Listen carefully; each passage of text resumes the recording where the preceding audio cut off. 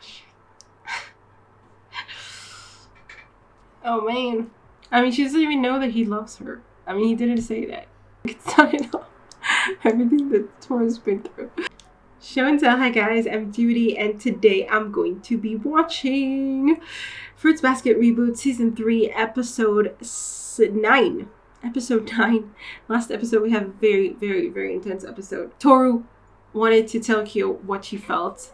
Like, she finally gathered the courage to actually admit it out loud to him. Not just out loud, because he already admitted it, but to him. And then he beat her to it by being like, do you like me?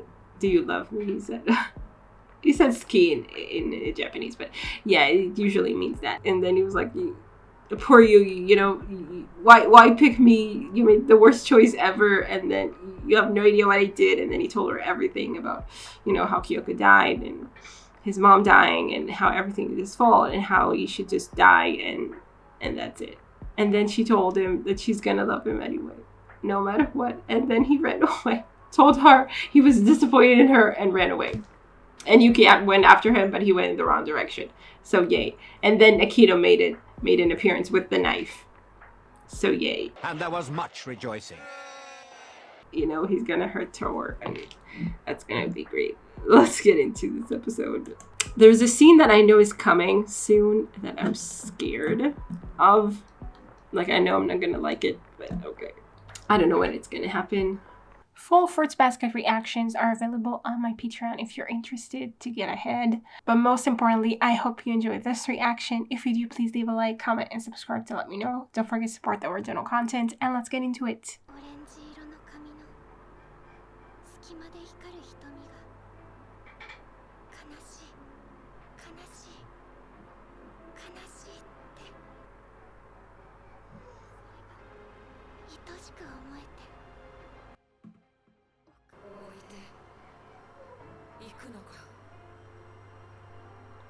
Oh god. Oh shit. Oh man. What a mood. This song, it doesn't fit the mood. Okay. Oh god. Where were you?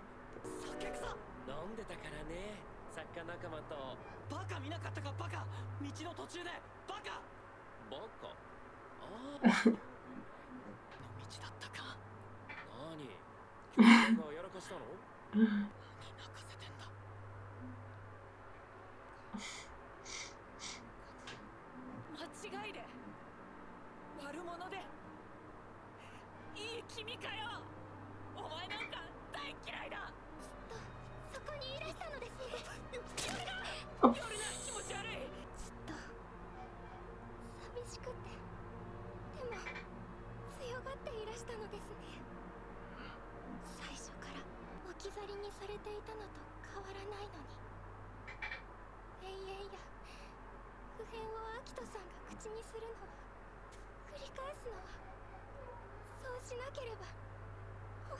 Yeah, she doesn't want to be alone. Oh wow, okay.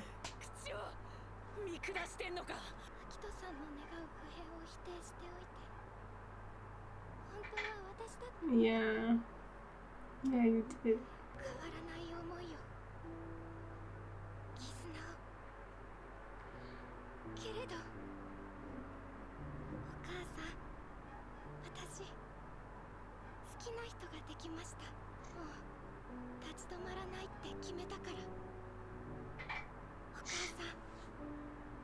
Yeah. I mean, she doesn't even know that he loves her. I mean, he didn't say that.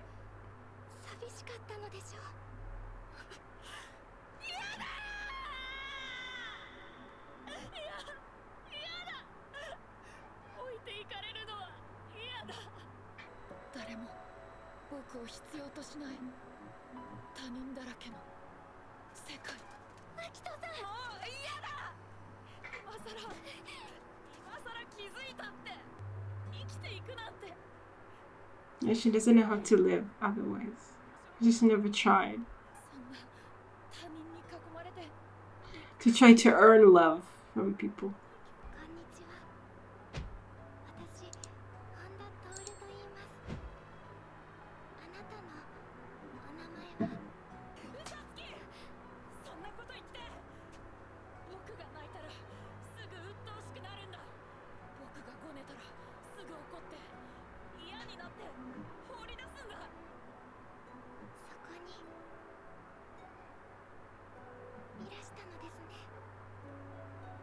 Yeah, she said that. And she finally found her when she realized what she was feeling.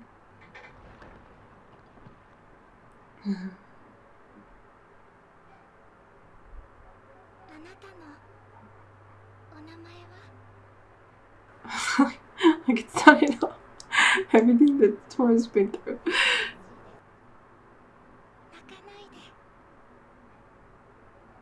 Oh god, I thought we were going to see blood like pulling around her, but it's just her hair.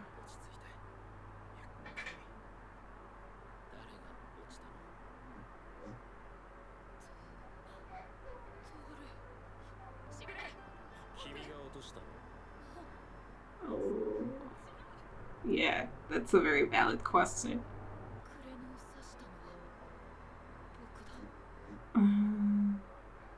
Well, Shigure doesn't care about kureno, so it's fine. Is that the tent? What's left of the tent? I don't know.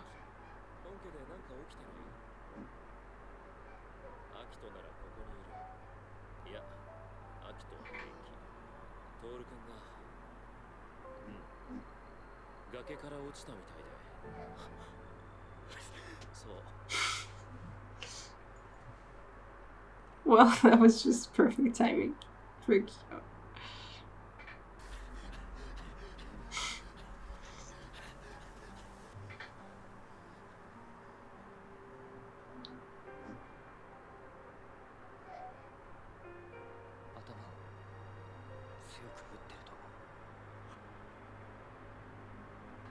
Oh shit.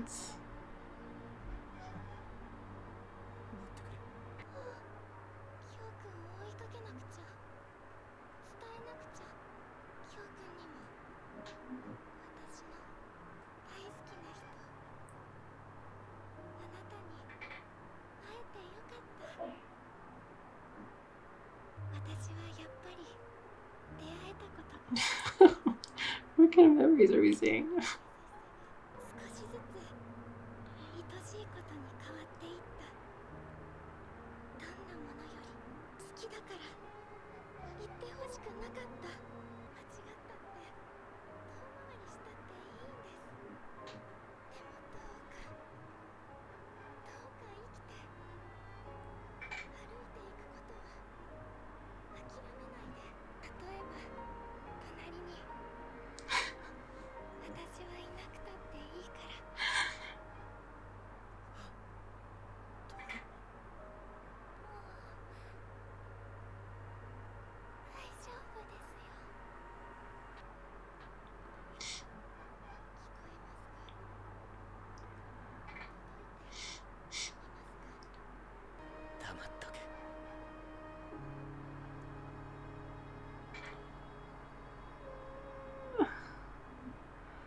Well, I guess she was kind of conscious, yeah, sort of. I don't.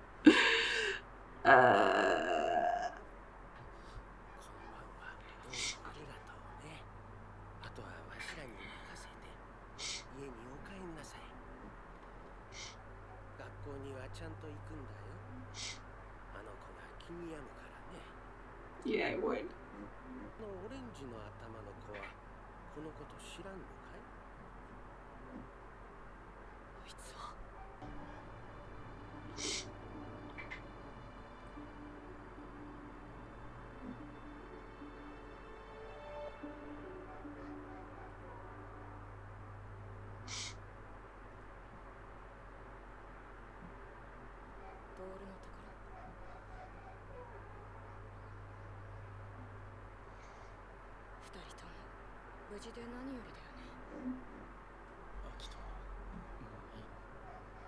Jesus.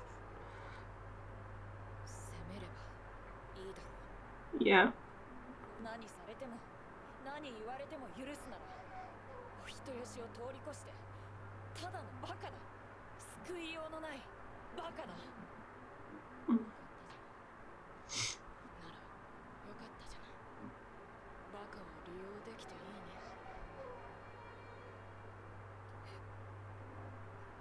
Kind of ties back to the story that Momiji told us.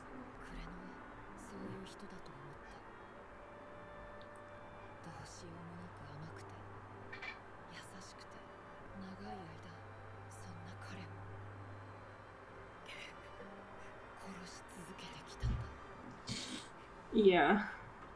Like, you have to take responsibility for your actions at this point. You have to start thinking about others.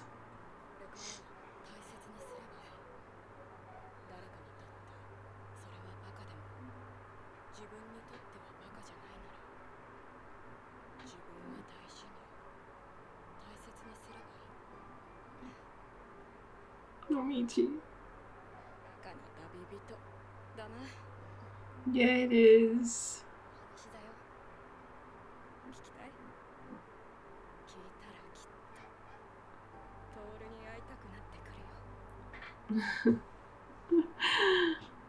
Go, Momiji's so sweet.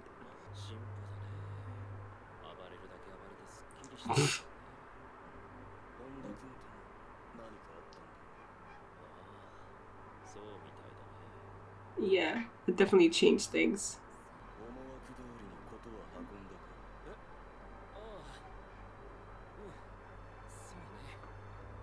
How was your plan? Well, at least there's that. Baby steps.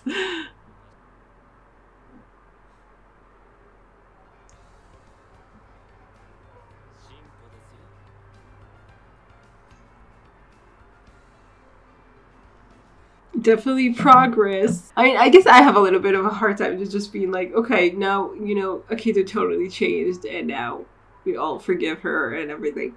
I think people don't forgive her probably that easily. I mean, Toru does, but Toru always does. We do see honest remorse, definitely. Like, and her finally, like, being able to kind of reflect on her own actions and realize that she's at fault, that she needs to repent. And she needs to, treat people better instead of, seeing them as stupid and exploitable just because they're kind. She can be kind back, or at least, like, treasure them for it. Not take it for granted, not take advantage of it. Just, like, appreciate it and try to be kind in return as much as possible. But yeah, she definitely seems to be kind of finally dawned on her how to treat other people, basically. Like, she finally wants to find out how to treat other people, because she kind of gave up on herself. She was like, oh, it's too late to change. I can't be anyone else but who I am. I'm just going to be a horrible person for the rest of my life or something. And then Toru kind of convinced her that she could change. Like, the Toru at least would accept this change, would help her along. I really liked how, here Toru was able to finally see what Akito was going through, because she finally could understand what it was like to be left behind. Okay, it's true she was left behind by her mom, but she never really let go of her mom until now. And, she left her mom behind. She kind of saw her mom behind Akito, as they said, are you also going to leave me behind and stuff? But she was also left behind by Kyou. She was, like, rejected. Like, she didn't exactly confess, but he kind of, yeah, it was kind of a confession, because he said it for her. And then he rejected her pretty harshly. I mean, yeah, with a lot of tragedy. So she could feel that in a lot of ways. What it's like to be left behind, what it's like to want to be with someone and then just be rejected and kind of not to be seen for, well, that's not true for Toru. Kind of moving forward and leaving someone behind. I mean, it's more about her mom. She's looking from the other side, but she realizes, like, what that feels like. She knew how scary it was to leave her mom behind. How scary it was to move forward and reach out for, like, a new future with someone, or, with anything, just to move forward. It was so hard for her. And then she could understand what Akito was so afraid of.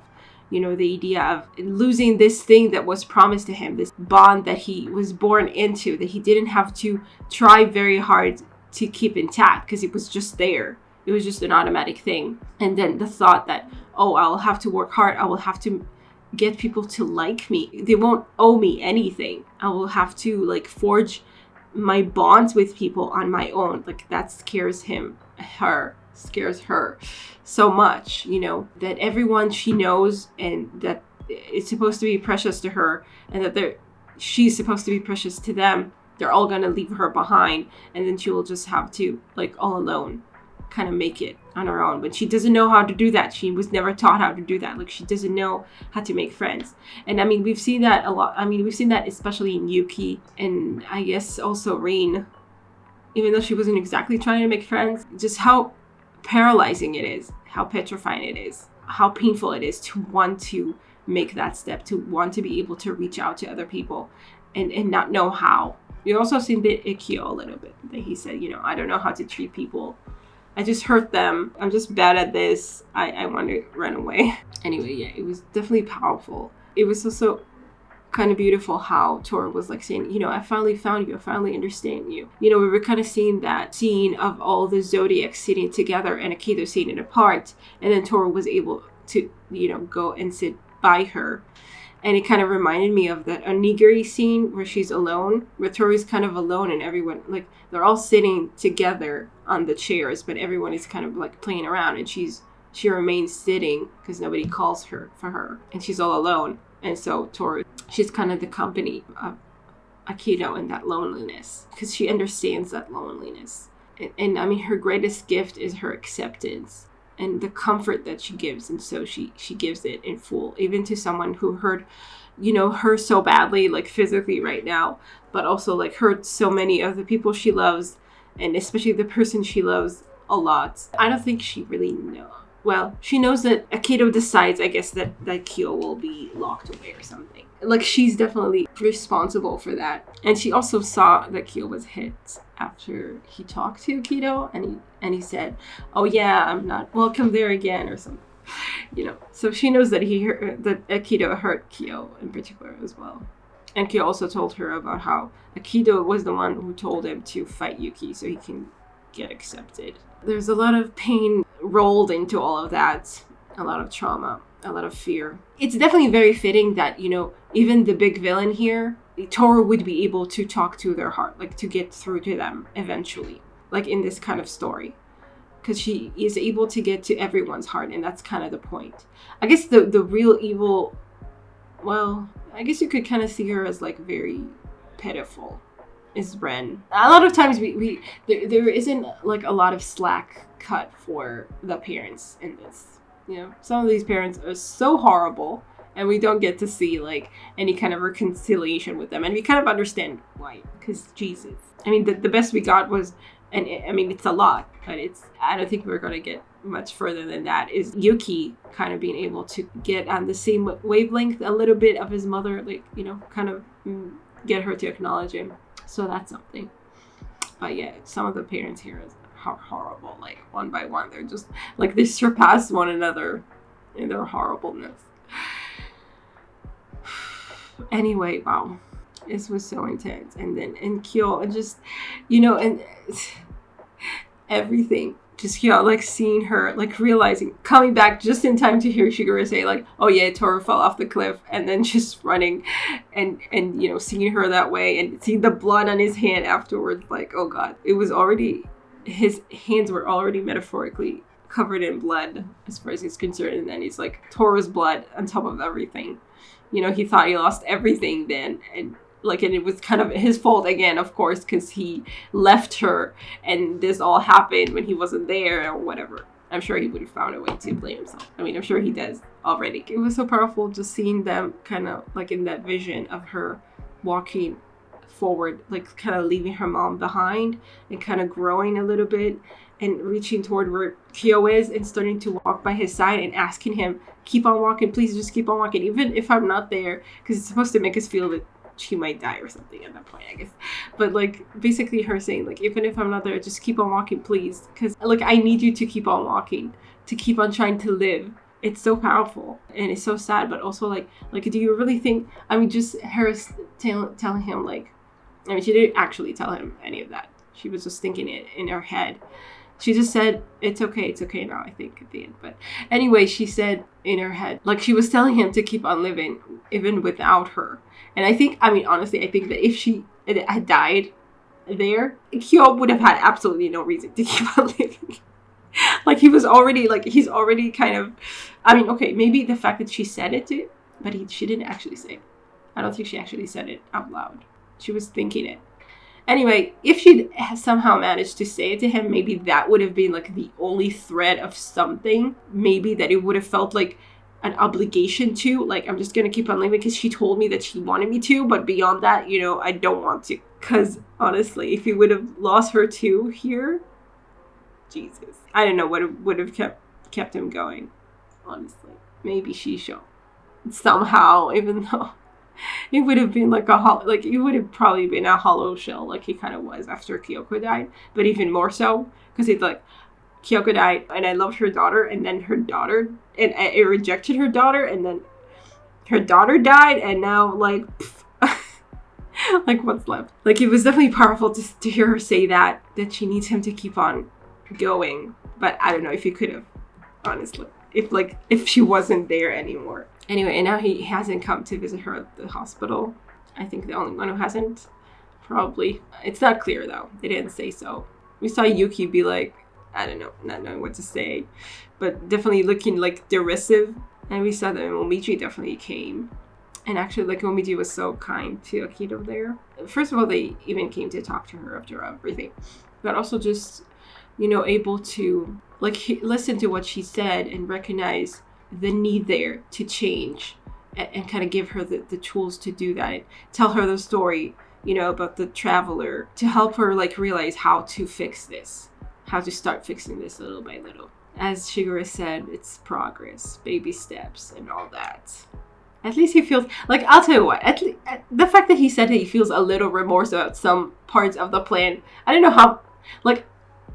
how much of it is he planned. Like, he definitely planned something. He planned, I guess, for Tooru and Akito to actually, like, have this kind of confrontation where Tooru would actually reach out and be able to, like, reach through to Akito. But beyond that, I don't know how much of it is planned. He planned. Like we saw him pull the strings behind the scenes, for sure, for some things. Like, he pushed at Kyou. Was his plan to have Tooru move forward and to fall in love and have to move forward and then have, in that way kind of be able to understand what Akito goes through? I don't know. I don't think he could, figure that all out, but whatever. So be it. I don't know. In any case, at least he said he's remorseful. It's more than I expected from him. I'm fine with it. Also, I didn't say that, but I loved how Tooru was able to acknowledge that, yeah, Akito, I didn't see you, and like I rejected your talk of eternity, but I was doing the same thing, and now I'm able to see that, and I'm able to sympathize with you, or more than that, empathize with you. Anyway, that was once more an intense episode, full of emotions. But now it seems like we like reached rock bottom, kind of like the worst kind of happened more or less. Now we just need to make our way upwards again. Let's go. Okay, I hope you guys enjoy this reaction, and I will see you in the next one. Bye. Special thanks to my top patrons: Betty and Tier, Andy Plays All Night, Stone Tree, Tyrannor, Michael Gabriel, and Shakugan. And to the rest of my amazing patrons, without whose support I would never be able to do any of this. Thank you so much.